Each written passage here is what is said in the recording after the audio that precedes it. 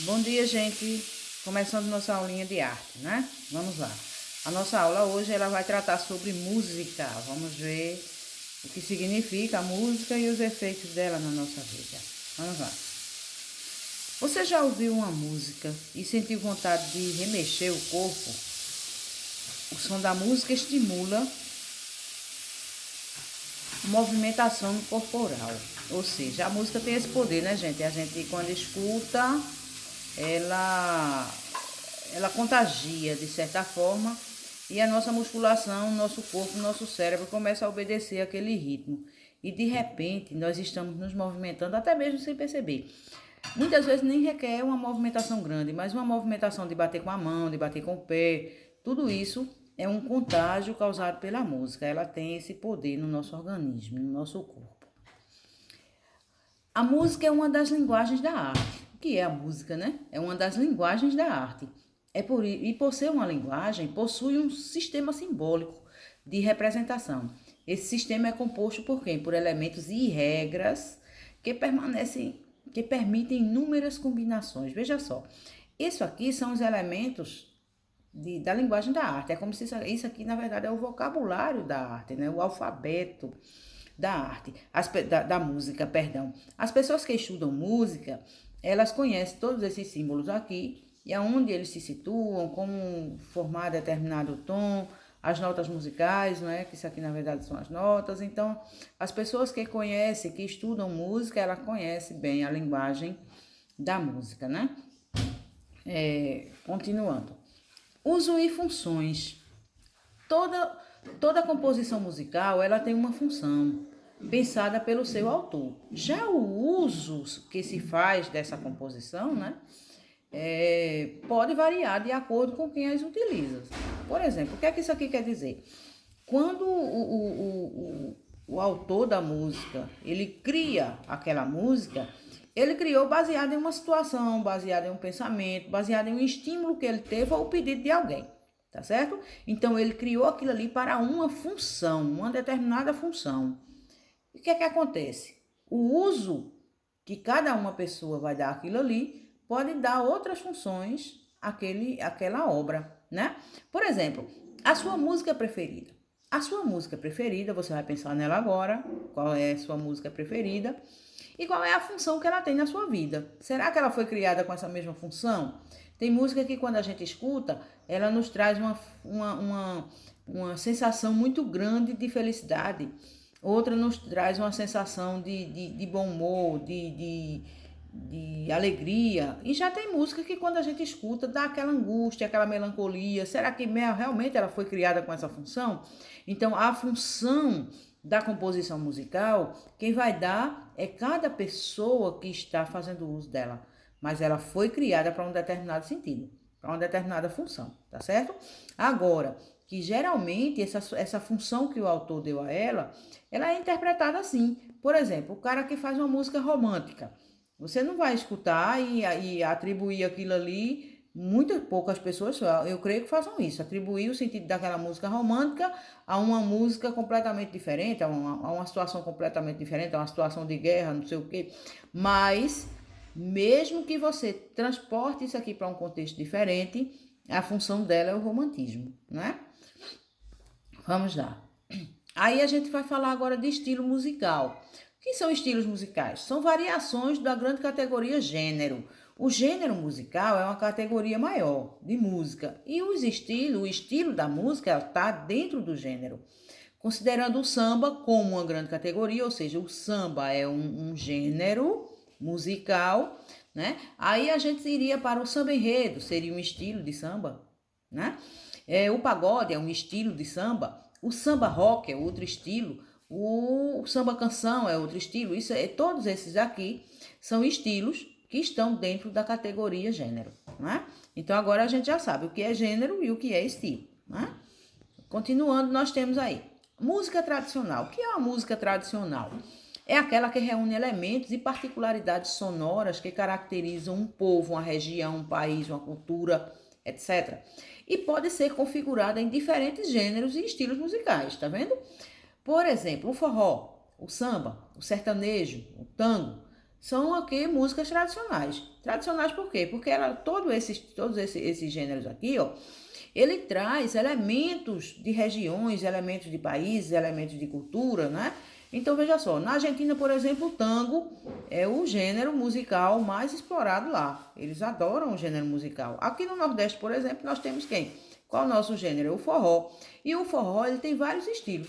Forró sertanejo, forró não sei o quê, forró estilizado, forró isso, forró aquilo, né? São os estilos. Entre os exemplos citados, o forró é um estilo usado, um gênero, na verdade, né? Usado no nosso Nordeste durante o ano inteiro e mais evidente ainda, né, em épocas juninas. Nós sabemos disso. A nossa região aqui curte bastante, né, esse gênero musical. Geralmente a música tradicional agrega elementos de várias culturas, né? A música tradicional, ela não muita de culturas diversas. Por exemplo, dentro de um mesmo país, o forró aqui é explorado em vários estados, né? Vários estados, eles têm o forró como sendo um gênero musical muito apreciado. Músicas folclóricas. O que são músicas folclóricas? Aquela composta por canções que têm funções culturais ligadas ao dia a dia, como cantos do trabalho, cantigas de roda, brincadeiras, tá vendo? Tudo aqui já pega para o público infantil. Festejos, mitos e lendas, etc. Podendo ou não ter autoria definida, geralmente a gente não conhece. Quem é a autoria de Escravo de Jó? Né? É uma música folclórica e que as crianças brincam, adoram isso aí, né? Mas de quem é a autoria? Por ser transmitida oralmente de geração em geração, pode apresentar diferença de uma região para outra. Essas músicas são muito antigas. Músicas folclóricas são músicas que foram feitas e são passadas, são muito apreciadas em brincadeiras, como vocês estão vendo aí, em lendas, em mitos, no dia a dia das pessoas, e são passadas de uma geração para outra. Você hoje brinca de Escravo de Jó, canta parabéns para você. Veja, o parabéns para você é uma música folclórica e assim, que está no nosso dia a dia, né? Todo mundo canta. Quem formou? Quem fez? Quem é o autor? Então, isso vem sendo passado de geração em geração. Agora, acontece que essa passagem de uma geração para outra, ela pode ganhando novas características e perdendo outras. É normal que a gente cante uma música folclórica aqui e em outro estado, em outro país, cante aquela mesma música de forma diferente. Isso é normal, né? Contexto de produção e circulação. Vamos lá. Consiste em analisar diferentes elementos de composição de diversos períodos e momentos estéticos, sociais e históricos brasileiros e de outros países, ampliando a compreensão sobre a intenção artística implícita nas categorias musicais e as dinâmicas de circulação. Então, esse contexto de produção da música vai obedecer todo um contexto ético, estético, social, histórico, né? Obedece toda essa situação. Então você vê que é bem característico. Por exemplo, as pessoas do Rio de Janeiro, né? O Rio de Janeiro, quem impera lá, o gênero musical que impera ali é o samba. Então você vê que ali tem todo um contexto de produção, de circulação dessa música ali dentro. E essa circulação não fica só ali. Essa circulação de músicas que são criadas ali dentro, você vê que a composição do samba, ela não é só do Rio de Janeiro, mas ela é muita coisa, sai dali do Rio de Janeiro. Por quê? Porque é o gênero apreciado por eles. Então, essa circulação, ela vai para outras regiões do país. Então, a gente curte samba, não tanto quanto o Rio de Janeiro, mas a gente curte, quer dizer que o samba dele também faz efeito aqui, né? Aí a gente está falando da circulação. As dimensões da vida, né? A música na dimensão da vida. Toda comunidade configura um contexto sociocultural composto por elementos diferentes entre si. A gente sabe disso. Cada comunidade tem sua particularidade, tem suas características, tem seu pensamento, tem sua historicidade, né? E que são quase indissociáveis, ou seja, todo mundo acredita daquilo da mesma forma. A música inclui-se nesse viés. Então, geralmente, como eu estava falando aqui agora, olha, o Nordeste, todo mundo gosta de forró. Veja só. É interessante, é impressionante como isso contagia uma região.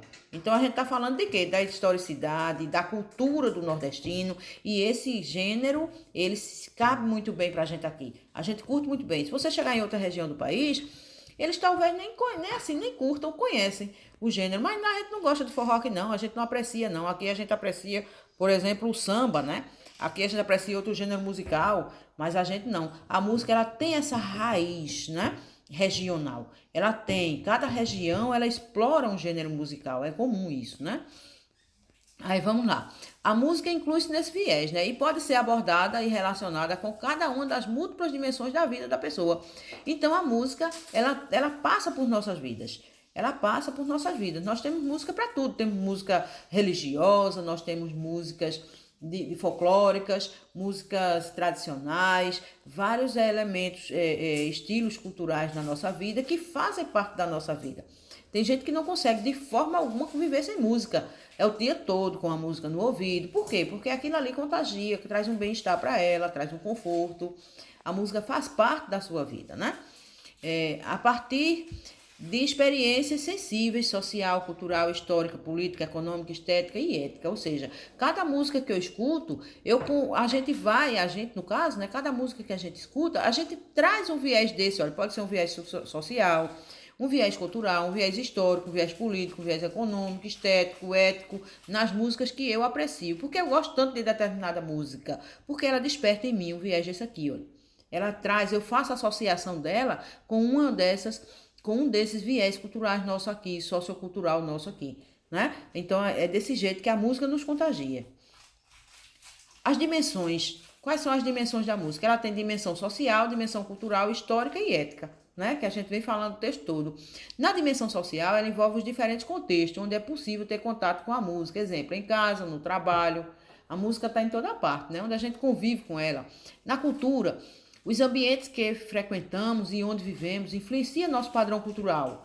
Entre eles, o estilo de música a que somos expostos. É aquilo que a gente está falando, olha, no Nordeste nós somos expostos a que estilo de música. Lá no Rio de Janeiro, por exemplo, você é exposto a que tipo de música? Ao samba. Então, quando chegar no Rio de Janeiro, você vai ver as pessoas lá curtindo o samba, escutando o samba, dançando o tempo todo. A música que está circulando ali é ela, né? A maior incidência de circulação é a do samba. Histórica, né? Pode ser observada em registros da história, de fatos, de acontecimentos que foram marcados por essa música. Exemplo, a música tocada na vitória de Ayrton Senna, né? Ayrton Senna foi um grande piloto nosso, então toda vez que ele corria, né, na sua corrida, toda vez que deixa eu puxar mais para cá, toda vez que ele corria, ganhava a sua corrida, a sua vitória, então tinha aquele fundo musical para ele. Pam, pam, pam, pam, pam, pam. Então, toda vez que alguém escuta isso hoje, já faz mais de 20 anos que ele morreu, alguém escuta esse fundo musical hoje, atribui imediatamente a vitória de Ayrton Senna. Então, tem música que fica, né, gravada nas nossas memórias, que a gente não consegue, de forma alguma, vê-la sem pensar naquele contexto. Escutá-la sem pensar naquele contexto. Então, ética. A dimensão ética, né, está ligada a conceitos e valores positivos, a não discriminação, a aceitação da diversidade, ao respeito que deve ser transmitido através do convívio social. Então, existem músicas que têm esse poder aqui, ó. Quando se faz uma campanha, por exemplo, contra a discriminação racial e coloca uma música de fundo ali, essa música, ela tem esse efeito de despertar esse sentimento na gente, de não desenvolver discriminação racial, discriminação de gênero, discriminação nenhuma, né? Com relação social, discriminação social nenhuma com relação às pessoas. Então, tem música que já é usada com esse poder. A sua própria letra fala nisso, o seu tom, o seu entonar já traz esse contexto aí da ética, né? Desperta pensamentos éticos. Então, a aceitação da diversidade ao respeito que deve ser transmitida através do convívio social. Então, essa música ela tem um efeito ético. Vamos lá. Aí aqui agora, gente, nós temos uma atividade, né? Vocês vão anotar no caderninho, responder direitinho e deixar lá tudo anotado. Quero dizer também da importância das aulas serem assistidas e das atividades serem realizadas, né? Então, ninguém está dispensado das suas atividades, não. Deixa tudo no caderno, anotado, e na volta a gente faz a avaliação disso aí. Quem não está fazendo as atividades deve começar assim, tá? Um abraço, tudo de bom.